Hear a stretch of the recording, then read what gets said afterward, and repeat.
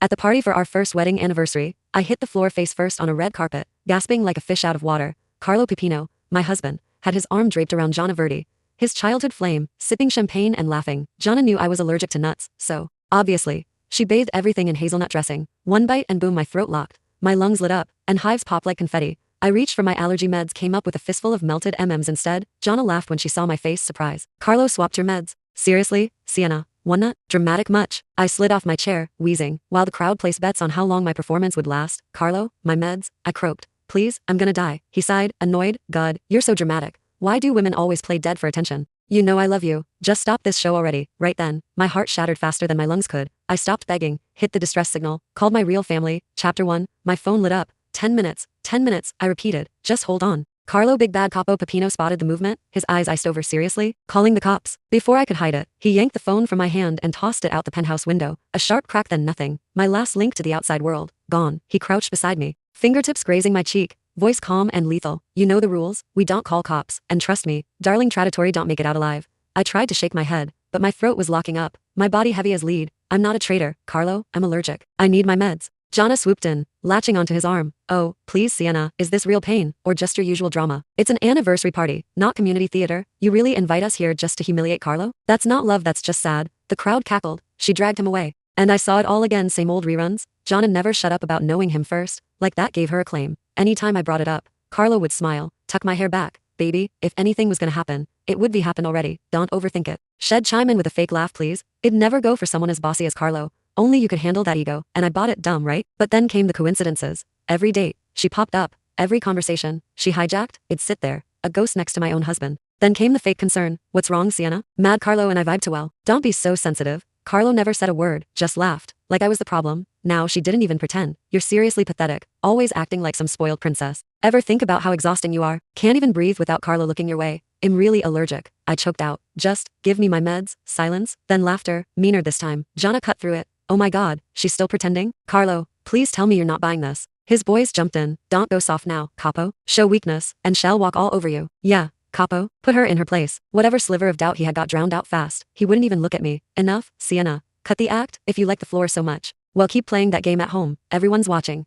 Get up before I really lose it. I stayed down. Something flickered across his face, maybe guilt, maybe fear as he took a step toward me. Gianna stepped in fast, blocking him. Carlo, don't fall for it. Allergies don't make people turn purple. She's probably just drunk. I shook my head, barely able to move. Meds. Before I could finish, Gianna crouched down and slapped me once, twice. That better? She sneered. Feel sobered up now? My face burned, but she wasn't done. She pulled a tiny bottle from her purse, eyes glittering. This what you want? Every nerve in me screamed yes. Gianna laughed, shaking the bottle in her hand. Then come get it, Sienna. Crawl over. And it's yours. I couldn't stand, but survival's louder than pride. I dragged myself forward, fingers clawing the carpet, just as I reached her. She yanked it back. Gianna's laugh sliced through the air, high and cruel. God, Sienna, you're pathetic. Crawling like a dog? Guess you're just too slow. Then she tipped the pills into a glass of whiskey. The white tablets hissed and disappeared in the ember swirl. A sound ripped out of me, part sob, part strangled gasp. Chapter 2. Gianna pointed right at me. You guys heard that, right? She's still screaming. Does that sound like someone dying? Her voice dripped fake concern. Pure theater, like I was some freak show for her amusement. Next to her, Carlos' jaw tightened. That look, the one that always meant I was embarrassing him again. Sienna, enough, it's our anniversary party. Can't you, for once, not kill the vibe? Those words stung worse than any slap. Not faking. I wheezed. I'm really allergic. The room spun, walls melting into black. My lungs felt like they'd been shrink-wrapped.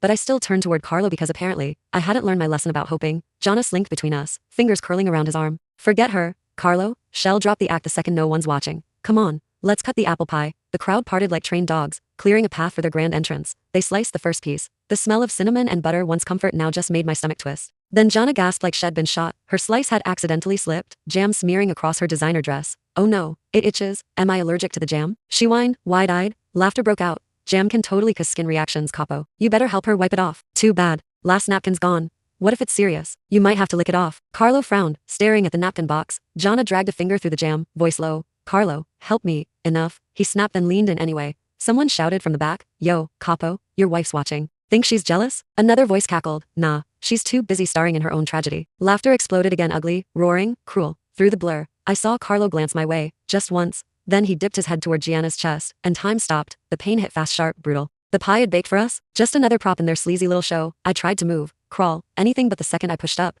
the world dimmed to black. My body refused to fight. Then it hit me, my spare pill. It shoved it into my coat pocket days ago. My hands shook so hard I could barely grip the fabric. Seconds stretched like years. Finally, my fingers brushed something small and smooth. I yanked it out, vision flickering. Almost there, just get it in your mouth. But my hands wouldn't stop trembling. The pill slipped, bounced once, then crunched under a jeweled stiletto. Jana? She twisted her heel, slow, deliberate, grinding until nothing was left but white dust. Then she pressed down on my hand. Pain shot up my arm. I heard a tiny crack, but no sound came out. Why? I breathed. Jana crouched, her smile pure venom. Let's play a game, Sienna. What if Don Suvar's precious daughter just died in a freak accident tonight? Her heartbroken husband would inherit everything, right? And if I happened to marry that grieving widower afterward? She tilted her head, eyes glinting. Then the Suvari empire would be mine, and just like that, it clicked. She didn't want to embarrass me. She wanted me gone, dead. But Shed messed up. The Suvari family doesn't hand their throne to outsiders, especially not snakes in designer heels. I forced my eyes open, found the clock. 3 minutes left. Jana sighed, already bored. You're tougher.